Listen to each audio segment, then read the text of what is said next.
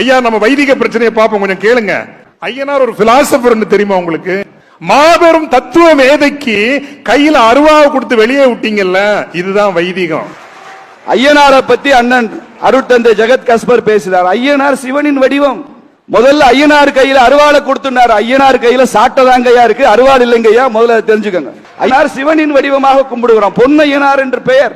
அங்கே கோவிலிலே மூர்த்தியாக ஒரு திருவுருவம் திருக்கடவுள் அமர்ந்திருப்பார். அவருக்கான பல வடிவங்களாக அமர்ந்திருக்கும். கருப்பசாமி திருமாலுடைய வடிவம். இதை சிறு தெய்வம் பெருதெய்வ வழிபாடு என்றெல்லாம் அதற்குள்ள குழப்பத்தை உருவாக்கியது கிறிஸ்தவ மிஷனரிகள்.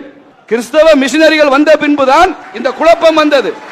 அதே குழப்பத்தை தொடர்கிறார் அருட்தந்தை கஸ்பர். தமிழகம் தேசிய மண், தமிழகம் ஆழ்வார்கள் மண், தமிழகம் நாயன்மார்கள் மண், நாத்திகம் பேசும் நாக்கு முடை நாக்கு என்று சொன்னார் வள்ளலார் சுவாமிகள் பிறந்த மண்.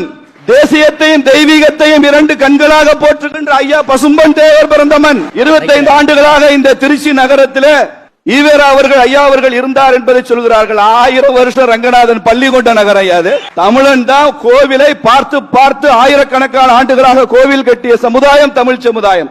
வேற எந்த மாநிலத்திலும் இல்லாமல் 40,000 கோயில் கட்டியிருக்கிறான் தமிழன். ராஜாஜி முதலமைச்சராக இருந்து கோவில் நுழைவுக்கு சட்டம் ஏற்றினார்.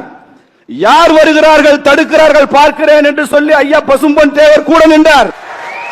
எல்லாமே இந்த தேசத்துல ஏதாவது தமிழ்நாட்டில் நல்லது நடந்தா ஈவேராவால நடந்தது, ஈவேராவால நடந்தது. ஏதாவது ஒரு பிரச்சனை இருந்தா அது சனாதனத்தினால் நடந்தது, சனாதனத்தினால் நடந்தது. சனாதனத்தை பற்றி ஜெகத் கஸ்பர் அவர்கள் பேசக்கூடாது. நீங்கள் கிறிஸ்தவர், அருட்தந்தை உங்களை மதிக்கிறோம். நீங்கள் கிறிஸ்தவ மதத்தில் இருக்கிற தீண்டாமையை பத்தி பேசுங்க சார். கிறிஸ்தவ மதத்தில் இருக்கிற பிரச்சனையை பத்தி பேசுங்க. எத்தனை உதாரணங்கள் தலித் கிறிஸ்தவர்களுக்கு இடுகாட்டில் உரிமை மறுக்கப்படுகிறது இந்த திருச்சியில இருக்கா இல்லையா?